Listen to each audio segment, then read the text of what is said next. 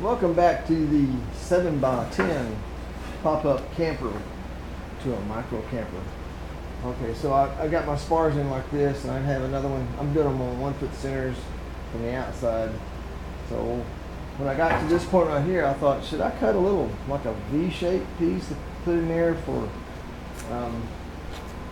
the plywood to go against? I thought, oh, you know what? I just figured the calculations, and I cut a V-notch out of here. So when this goes in here, should be able to, I might have to take you off the tripod for that so you can see. So instead of that's just a small V-notch right there, and I thought wherever you cut that small is just going to shatter. So I took one of these 2x2s and cut a notch out of it, so it'll sit perfect right there. Then when my plywood comes down, let's see. I don't know if it'll stand up right there.